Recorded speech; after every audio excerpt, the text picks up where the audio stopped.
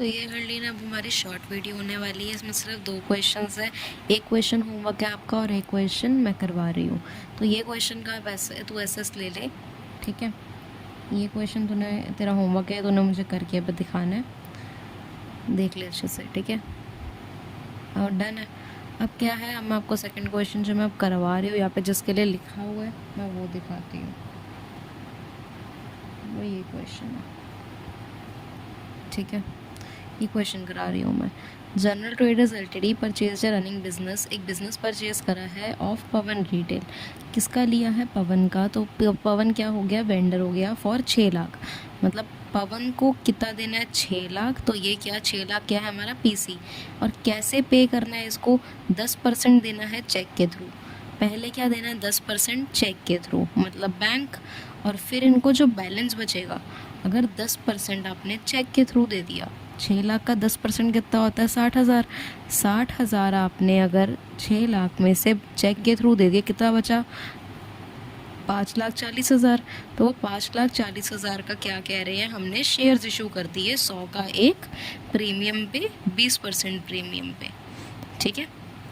अब यहाँ पे देख ले, सारी एसेट्स लिखी पड़ी हैं और यह बुक वैल्यू और अग्रीड वैल्यू लिखी है।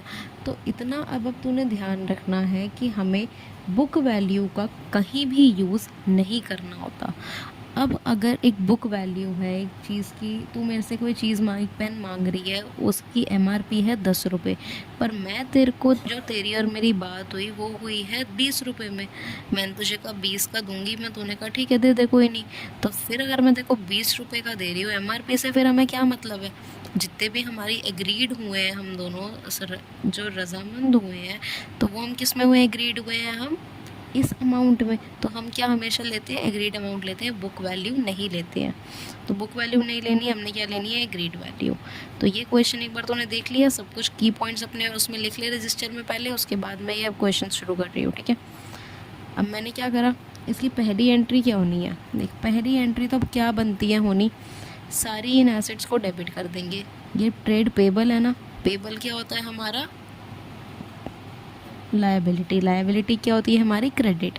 तो इन सब को डेबिट करना है टू ट्रेड पेबल और टू पवन रिटेल।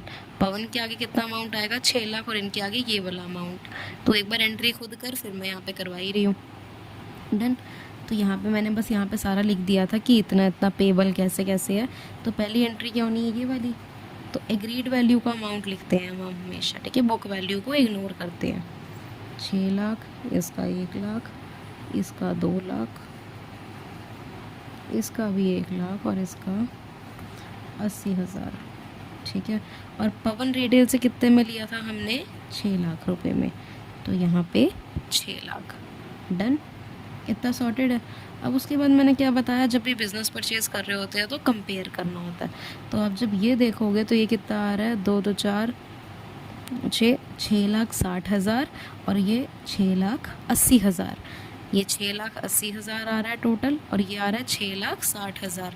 तो यहाँ पे कम है, कितने से कम है? 20,000 से। तो गुडविल अकाउंट का डेबिट करो। गुडविल अकाउंट डेबिट कितने से करोगे? 20,000 से। 20,000 से मैंने क्यों करा? क्योंकि बैलेंस 20,000 आ रहा था ना।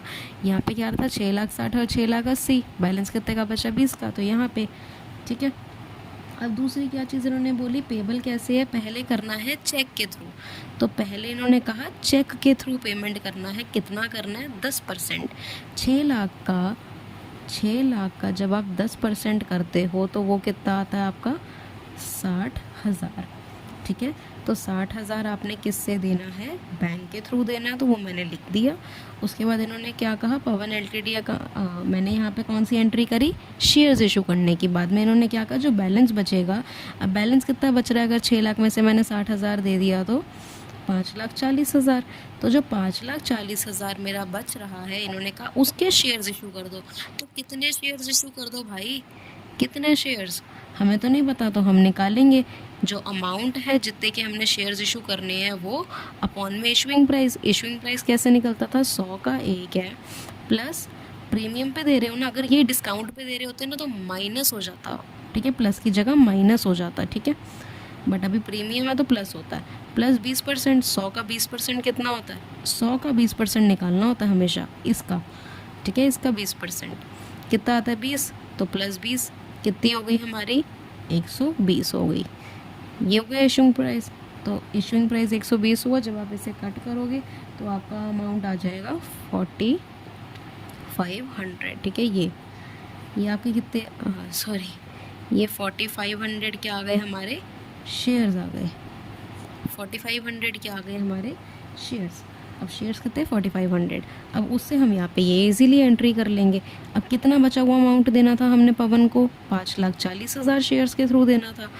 अब 4500 इंटू में शेयर कैपिटल के आगे कितना अमाउंट आता है, फेस वैल्यू आती है रियल, इंटू में 100, तो कितनी होगी 4,50,000। और ये 4500 दोबारा SPR के थ्रू, SPR कितना है हमारा 20, सिर्फ ये वाला लेना होता है 20, तो इंटू में 20, जब इसे मल्टीप्लाई करोगे तो आपका आ जाएगा 90,000।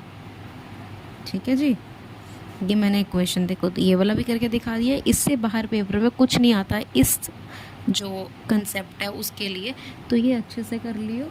और मुझे अब 8 बजे तक सारा चाहिए काम, ठीक है, विद PDF बना के दे, फ़ोटो सेंड कर, आई डोंट माइंड, बट सारा होमवर्क सब कुछ आई नीड। ओके, चलो, ओके, बाय।